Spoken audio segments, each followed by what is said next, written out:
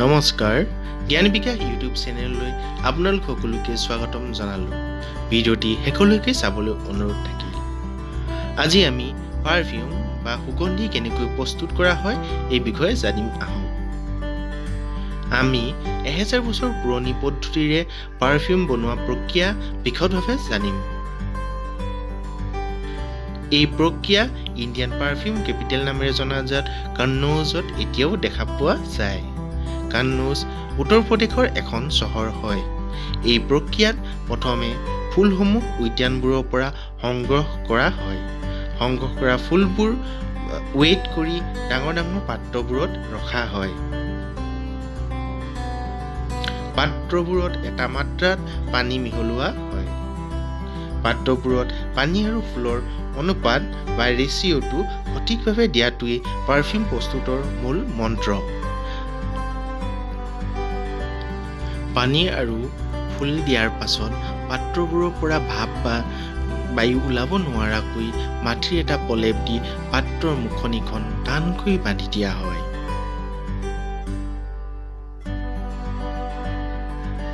ইয়াৰ পাছত পাত্ৰবোৰত জুই দিয়া হয়।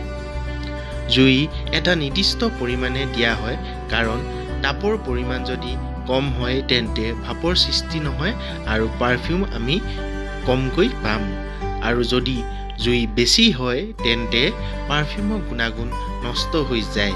সেয়ে পাত্ৰটোত পানী দিয়া আৰু জুই দিয়াটো খুব গুৰুত্বপূৰ্ণ কাম, আৰু ইয়াৰ বাবেই যিসকলে বনায় তেওঁলোকৰ অভিজ্ঞতাটো খুবেই প্ৰয়োজন। সেইবাবে কাৰিকৰসকলে মাজে মাজে জুইৰ তাপ আৰু ভাপ দুয়োটাই পৰীক্ষা কৰি থাকে। আপোনালোকে ভিডিঅ'ত দেখা পাইছে পাত্ৰবোৰৰ মুখনিখনত এটা সৰু ফুটা আছে। এই ফুটাটোৰেদি আপোনাৰ যি জলীয় ভাপ বাহিৰলৈ ওলাই আহে, আৰু এই ফুটাটোতেই আপোনাৰ যি নলী এডাল সংযোগ কৰা হয়, আৰু এই সংযুক্ত নলীডালৰ আনটো মূৰ সৰু এটা পাত্ৰত ৰখা হয়। সেই সৰু পাত্ৰটো পুনৰ পানীত ডুবাই ৰখা হয়, আৰু এই সৰু পাত্ৰটোৰ যেতিয়া আহি জলীয় ভাপবোৰ জমা হয়, যিহেতু এই সৰু পাত্ৰটো পানীত ডুবাই ৰখা হয়, ই পুনৰ জলীয় ভাপবোৰ পুনৰ লিকুইডলৈ বা জলীয় অৱস্থালৈ আপোনাৰ পাৰফিউমটো লৈ যায়।